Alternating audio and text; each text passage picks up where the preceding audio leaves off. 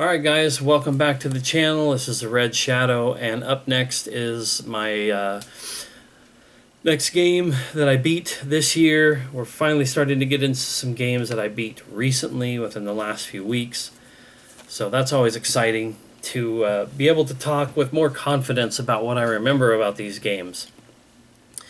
And I have to say that this one surprised me. It ended up being one of my favorite games that I've played this year, and that is a game called Horror Tales: The Wine. This is a limited run release, and it is a short, first-person, horror-themed, walking sim, narrative, puzzle-based style game.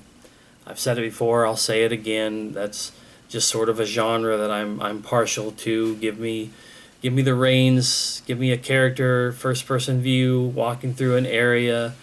Let me look at the sights, hear the sounds, read the notes, figure out these little puzzles, maybe have brief encounters with enemies and whatnot, which is something that this one did give to some frustrating points and degrees at certain areas, but I'll talk about that here shortly. I want to talk about one of the very first impressions I had of the game, and it's something that has stuck with me, and it's the reason why it's one of my top picks that I've played this year. So, brief little story summary. This sort of takes place in like a European style, like alternate version of a country, like say Italy or something. There's some sort of like disease, sort of like a pandemic thing going on in this area. People are dying, and the only cure that they know of is basically wine that comes from these certain orchards, these certain companies that are producing this wine, and it's seen as like I said, the cure to whatever this thing that's going around. And so you are a character who is being pushed to go into this area where this wine is made to hopefully help save members of their family, because otherwise all hope is lost.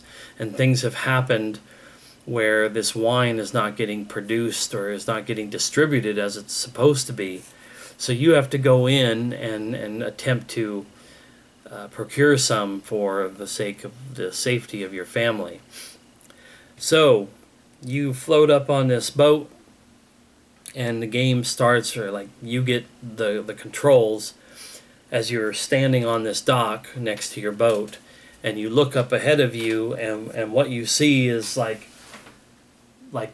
you see the docks and stuff before you, and then it's sort of like an ascending set of hills and ledges and balconies and buildings, and it's basically this city kind of laid out in front of you, and you're going to be going to a lot of these areas that you can see, and a lot of areas underground and within that you can't see. And your character just starts there, like so many games do. Hell, Myst starts there. This is what I'm getting at. This is the heart of my first impression with this game, was that it reminded me of stuff like Myst and Riven, the sequel to Myst. Of just, now you're standing there and you're looking at all of this and you're taking in the scene, and it's beautiful. It looks amazing. And the water lapping at the docks, you can hear that water around the boats. And man, it like tickled some little part in the back of my brain. It was like someone literally took a finger and started pushing back here at some part of my brain that had been long dormant. Just great nostalgic memories of playing some of those point-and-click FMV games back in the 90s for the first time ever. And this isn't an FMV game. This is fully 3D. Like, I'm going to walk and move and look up and down and grab items and manipulate things and do puzzles. But it just took me in that moment at the very beginning to places that a lot of games haven't taken me in a long time. So I was jazzed at that moment to play this through this game. And it's short. It's only, probably like I think 6 or 7 hours is what I put into it. Maybe a little bit more, sort of uh, digging into it. And I had some moments where I died. I'll explain how that combat stuff works. But yeah, I get into it, and it's instantly mysterious, and it's very desolate and isolated because more or less you're the only person around. There is there's an antagonistic style player or character, excuse me, that pops up here and there before you have any real interactions with this character.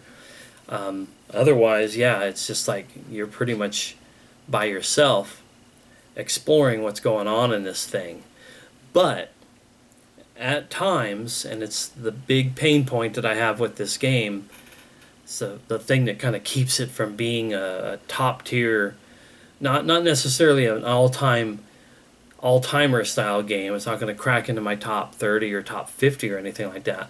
But as far as games this year, the one thing that kind of keeps it from being top tier experience that I played this year is a few sequences in the game. Thankfully, it's not overdone, but there are a few sequences in this game when there is a character, this headless guy. So whether or not he's real or not is hard to say, but this headless hunter pops up, and at the first few times it's sort of a jump scare. It's like, whoa, what is this? And then there are a few times when they pop up but they don't immediately disappear. Then they start to chase you, and it might just be turn around and run 20 or 30 feet in game, and then you turn back and they're gone. But then eventually it becomes a gameplay mechanic, and sometimes this gameplay mechanic was obnoxious. So there are a few sort of dreamlike sequences where the character is on the map and doesn't disappear, and you have to sort of walk around and find, say, a lever for a door or a code that you put in to unlock a door, and they will always be right there. So you might have to go so far carrying a lever, and it slows your character down, and then when you know that this thing is really close to you, you drop it, and then you can run again, and you can jump and evade, and then come back and pick up your item and get to where you need to go. Or you have to run around in some areas and find these symbols on the wall, and then you'll find a door with a little sort of like archaic keypad, and you'll have to match up these symbols on the top and the bottom with the symbols that you see on the walls in the area that you're at. There are a couple times when they do that, and this headless hunter is pursuing you, and if they get to you, it's just you're dead, and now you have to start all over again. You can trial and error it and run around and see the symbols enough that you now remember what the symbols are. It's not like they're going to change every time you die. But the annoyance to that, especially in this one sequence that started out as basically a room, or like rooms that are closely stuck together, and walls are down and there's doors and whatnot, and I just kept having to kite this sumbitch around this room, seeing the symbol and going over here, and now I just found another door that I can open up and get into. I found a key in a drawer that I didn't realize was something I could open and find a key in. And I mentioned when I first beat this, and I was sharing like my thoughts in some of the Facebook groups or Discords and whatnot that I frequent. I said I was literally screaming, and I would have been pulling out hair up on top of my head if I had it. I would have been tugging my freaking beard. Those sequences made me mad, and yet I still kept going, and I got through those sequences. And it's one of those few times for me. I'm sure this is probably more of a me thing than it is the general gaming enthusiasts. I don't like that kind of stuff. I don't feel any real pleasure to struggling and kicking my ass and being pissed off and wanting to throw my controller and all that kind of stuff. I don't get some sort of burst of dopamine from getting through it, and I don't say to myself, that's why I play games, is to overcome the struggle. I kind of like things to be chill. I like things to be interesting and engaging, and that's what compels me to move along. The moment you throw some sort of video game speed bump in my way, that's when I start to get a little upset.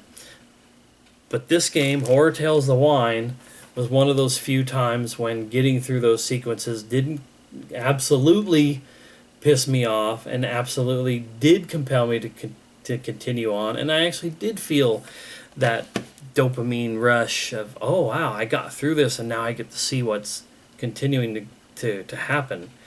So yeah, this game, it surprised me. And this is essentially made by one person.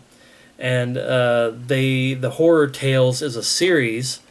They've done Horror Tales: The Wine, and then this year they released Horror Tales: The Beggar. There's no connection between the games, and in fact, the settings and even the gameplay styles are different from each game.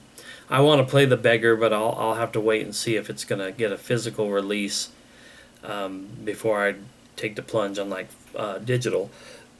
And then they are working on a third Horror Tales game called The Astronaut. So, based on what I got out of The Wine, I'm looking forward to what the other two games are going to be like. So, yeah, another thumbs up, stamp of approval game, and like I said, one of my favorite experiences this year. So, yeah, that's my thoughts on Horror Tales: The Wine. And that's it for this video, and I'm going to go ahead and shut her down for the moment, and then in a few days or something, once I've made sure I've gotten these scheduled for uploads or whatever, get my thumbnails and all that shit done, then I may sit down for the next, because as it stands right now, this is November 17th, I've got 3 more game completions to do videos for. A game that I'm in and having a whole lot of fun right now that may or may not be my next completion, and then a couple on deck games that I'm looking forward to getting started on too. Not much time left in the year though to get a couple more completions in, but I'd like to feasibly be able to say I might beat 2 more games before the end of the year. We'll see how it goes though. So anyways guys, thanks for watching, and we'll see you in the next one.